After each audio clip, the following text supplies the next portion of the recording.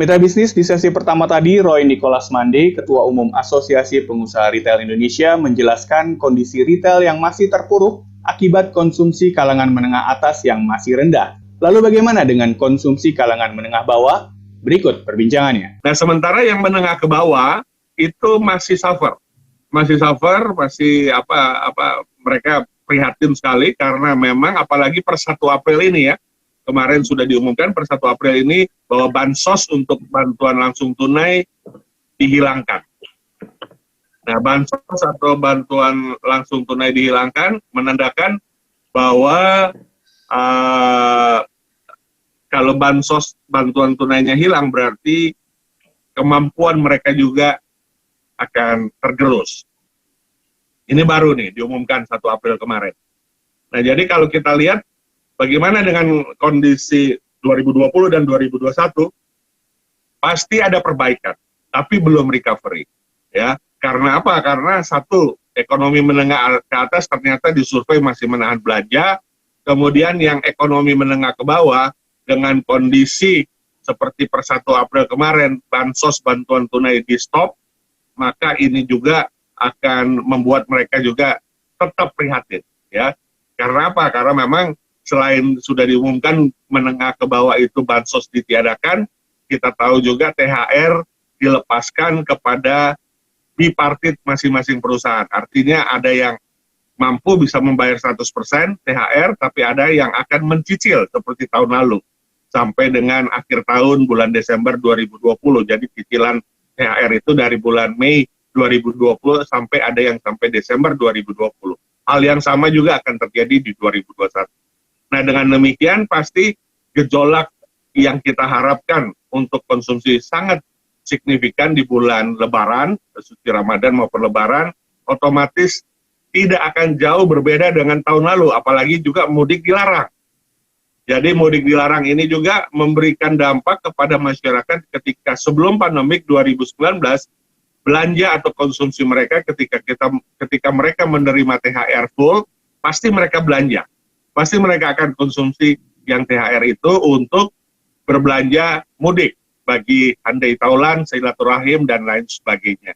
Nah, otomatis mudik juga dilarang, maka juga ini akan mempengaruhi kinerja belanja karena mereka yang punya uang, yang masih punya uang, tentunya akan menahan belanja. Karena apa? Lebih bagus di-saving dananya daripada dibelanjakan. Toh nggak bisa mudik, kan seperti itu. Jadi banyak sinyalemen-sinyalemen yang saya tadi sampaikan yang menandakan bahwa memang belum cukup tenaga untuk retail recovery di masa seperti ini. Apalagi ya, ini yang terakhir.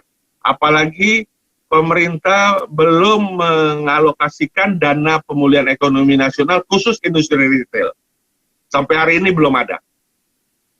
Kredit kucuran dana PEN untuk korporasi non-UMKM pada bulan Juli tahun 2020 lewat 15 bank sekitar hampir 100 triliun itu belum dapat dirasakan oleh pengusaha-pengusaha retail anggota APindo. Masih dengan alasan klasik, bank-bank masih menutup pintu, masih mengatakan bahwa ini dananya belum ada juklak-juknisnya dan lain sebagainya. Padahal itu adalah dana PEN itu adalah dana pemerintah, private government fund, bukannya dana masyarakat yang harus dikembalikan dalam suatu waktu tertentu oleh masyarakat. Tetapi kalau dana pemerintah kan memang penempatan, jadinya itu yang kamu baru bisa mengakses. Jadi sangat masih berprihatin, ditambah lagi biaya listrik yang belum ada subsidinya, dan plus vaksin belum masuk ke retail modern. Padahal retail modern nggak beda dengan pedagang tradisional, pasar tradisional, pasar rakyat. Barangnya sama, dagangannya sama, berhubungan dengan masyarakatnya sama, tapi prihatin juga sampai hari ini kita belum mendapatkan vaksinasi sosial. Padahal kita berada di garda terdepan dengan masyarakat, justru yang non berhubungan langsung dengan masyarakat, misalnya wisatawan asing dan pihak perbankan dan lain sebagainya sudah divaksin. Ya, artinya pihak perbankan kan kita tahu sekarang orang makin kurang sebenarnya datang ke bank karena semuanya memakai mobile banking atau internet banking, tapi justru perbankan yang lebih dulu divaksin. Nah, ini yang menimbulkan keprihatinan dan menjadi diskusi yang belum berhenti dengan pemerintah yang saat ini.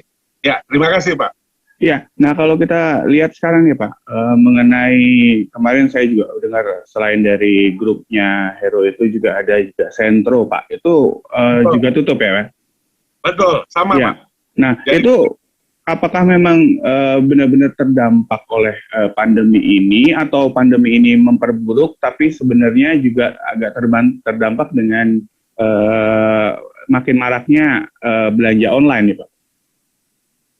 Ya, jadi apa yang terjadi ini sangat berrelevansi dengan yang poin-poin tadi saya sampaikan, ya, yang memang sudah disurvei Bank Indonesia, kemudian juga kenyataan masyarakat masih menahan belanja dan lain sebagainya. Jadi kalau saya coba membagi antara dampak akibat situasi kondisi pandemik dengan berbagai hal tadi dibanding dengan belanja online, itu perbandingannya masih lebih besar yang karena dampak pandemik daripada online. Online itu hanya memberikan dampak sekitar 25-30%.